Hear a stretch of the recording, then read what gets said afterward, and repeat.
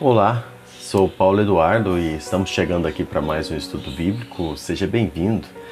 É muito bom ter você aqui conosco participando sempre desses estudos bíblicos. Nós temos aqui neste canal todos os dias um estudo bíblico baseado na palavra de Deus e nós juntos estamos estudando esses dias a primeira carta de João. Convido você para me acompanhar em mais um estudo. Vamos lá? Nós estamos estudando a primeira carta de João, como já dissemos, estamos no capítulo 5, analisando algumas certezas que nós podemos ter, certezas que nós como cristãos podemos e devemos ter. Lembrando que os cristãos na época de João estavam sendo atacados por alguns ensinamentos falsos, falsos mestres, que estavam infiltrados na igreja, aqueles gnósticos que colocavam em xeque, questionavam a fé daqueles irmãos.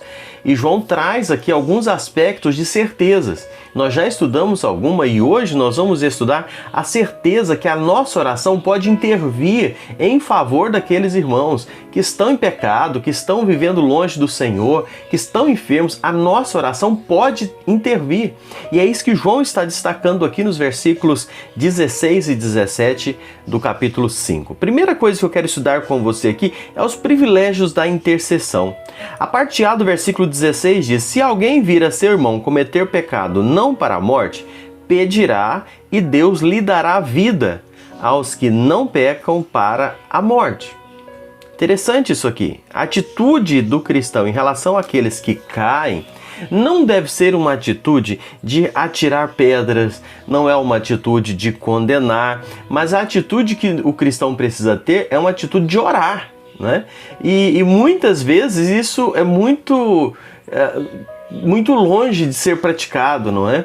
Hoje, infelizmente, muitos cristãos, quando veem o outro falhar, cair, pecar, ficam já tecendo milhares de críticas, jogando pedra, né? Querendo destruir mais. E nós somos chamados para orar. Nós precisamos orar. Mas sabe, interessante pensar que João está fazendo isso aqui desde uma carta que ele já tratou sobre a questão de amar, não é? Você amar as pessoas, não odiar o seu irmão, amar o seu irmão. E por que João traz isso aqui? Uma razão muito simples. Nós não podemos orar por uma pessoa e ao mesmo tempo sentir mágoa dela. Nós não podemos orar por uma pessoa e ao mesmo tempo estar tomado de raiva, de ira por aquela pessoa. Marcos 11, 24 e 25 traz esse assunto. Irmãos, a igreja ela precisa ser um lugar de cura e não de adoecimento. A igreja precisa ser um lugar de restauração e não um lugar de condenação. A igreja precisa ser um lugar de intercessão e não de juízo para com aqueles que tropeçam. Porque a palavra de Deus já traz juízo, sentença, ela já mostra as consequências do pecado.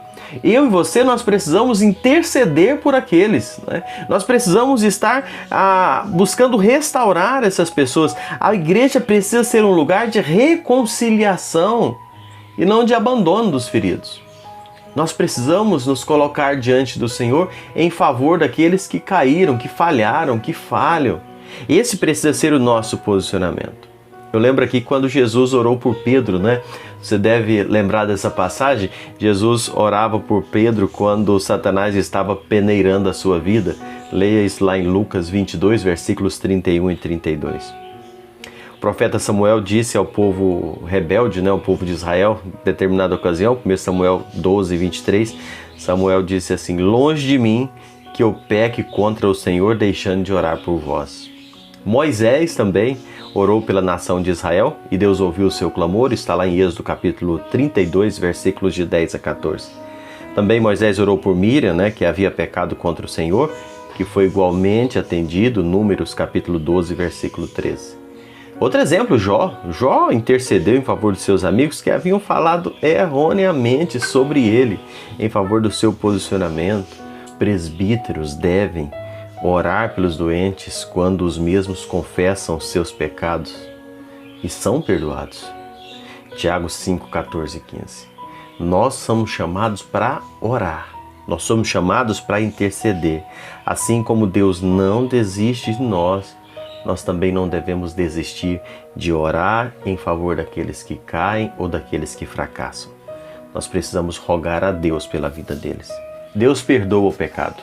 Deus restaura o homem quando peca. E nós precisamos orar. João não está aqui enfatizando, e eu preciso deixar isso aqui claro, João não está aqui ensinando a possibilidade de perda de salvação nesse texto. João não está falando que uma pessoa espiritualmente viva, ao cometer pecado, morre espiritualmente, perdeu a salvação. Não é isso que João está falando.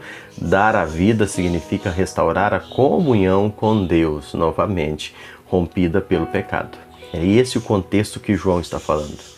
João fala da intercessão. Nós precisamos orar, clamar, interceder.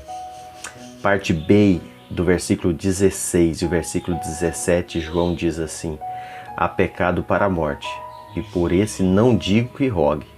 Toda injustiça é pecado, e há pecado não para a morte. Sabe, nem todo pecador recebe vida em resposta da oração. E João fala aqui algo interessante que gera muita polêmica, muita discussão. João fala aqui de pecado para a morte.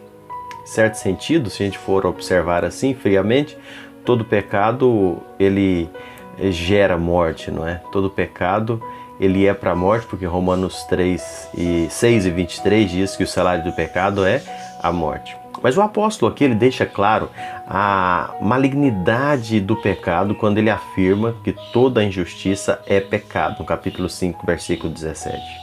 Mas no caso aqui abordado por João, João está falando dos filhos de Deus.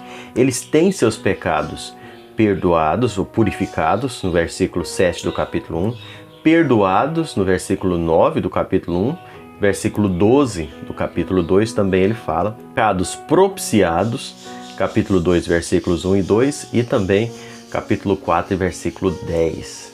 E os filhos de Deus têm seus pecados, então, purificados, perdoados, propiciados por causa de Cristo. E os seus pecados não acarretarão a morte eterna deles. Por quê? Porque Cristo já realizou a nossa propiciação. Então, nenhum dos pecados, dos delitos, não é, que nós cometemos e foi confessado a Deus, nenhum desses pecados vai gerar a morte eterna, a morte de uma pessoa que já é um salvo. Então preste bem atenção, João não está falando aqui em perder a salvação. João fala de um pecado para a morte, que não há perdão. E que pecado é esse? João está falando daqueles mortos espiritualmente, aqueles que morrem eternamente. É esse que João está falando. João está trazendo aqui, John Stott ele detalha esse aspecto. João está falando aqui daqueles que já foi mencionado anteriormente na carta de João, aqueles anticristos, aqueles que negavam a Cristo, aqueles que negavam o Filho, que não tinham o Pai. Sobre eles que João está falando, lá no capítulo 2, versículo 22 e 23. Esses que eram filhos do diabo, não filhos de Deus, capítulo 3 e versículo 10, João aborda assim. Então, sem dúvida, eles estavam na igreja, infiltrados na igreja, participaram como igreja, mas nunca foram filhos de Deus, nunca de fato nasceram de novo. Estavam ali no meio, se passando muitas vezes, mas nunca conheceram a Cristo. Pessoas que entregaram-se ao pecado, pessoas que estavam ali carregando uma máscara de cristão, mas nunca foram cristãos. E o pecado, ele apareceu em determinado momento, quando esses se revoltaram, se levantaram contra Cristo. Então a máscara caiu, não é? E João está mencionando sobre eles. Sobre eles, eles estão debaixo da sentença, da condenação do pecado. O pecado para a morte é um pecado específico. Alguém pode perguntar ou querer questionar nessa questão. O pecado para a morte é apostasia. O pecado para a morte é aqueles falsos mestres que saíram de dentro da igreja, é aqueles que estavam vivendo uma vida no pecado, longe de Deus, que ignoravam os ensinamentos, a doutrina da palavra, rejeitaram conscientemente, não é? Sabendo que estavam rejeitando Cristo, negando a existência de Cristo, atribuindo tudo que nós vemos da ação de Cristo, atribuindo a uma ação diabólica, blasfemando contra o Espírito Santo, sabe? Negando o agir de Deus, o poder de Deus. Essas pessoas, elas mergulharam num pecado, numa profundidade, que esse pecado, eles estavam com o seu coração totalmente endurecido.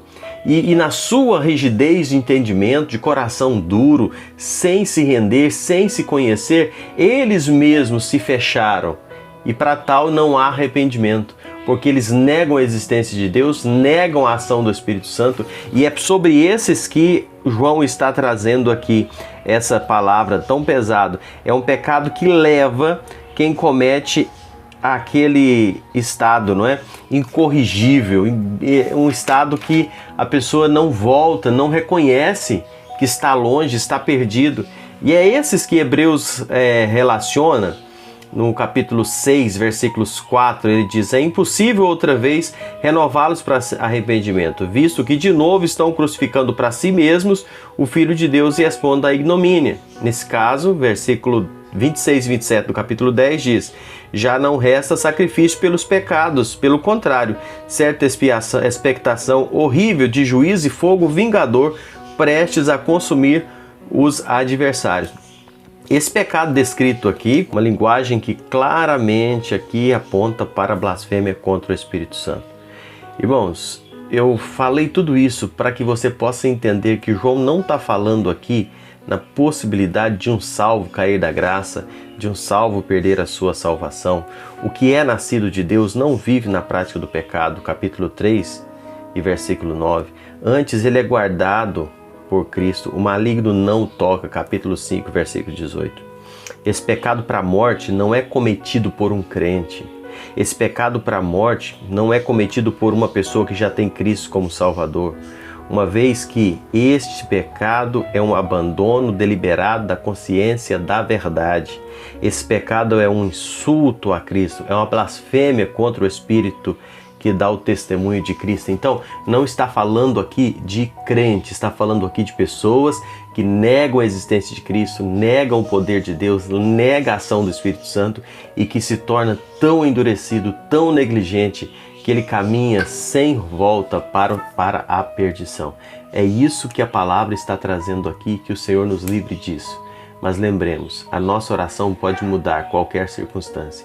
A oração restaura o enfermo e a restauração e a oração pode intervir em favor daqueles que estão caminhando para a condenação, para a perdição. Que o Senhor tenha misericórdia desses que têm pecado para a morte, desses que hoje estão blasfemando contra Deus, contra o Espírito e que caminham para um juízo terrível. Que o Senhor nos abençoe. Espero você no nosso próximo encontro aqui no canal Minuto Missionário. Se não é inscrito, se inscreva, será um prazer ter você sempre aqui conosco. Até lá.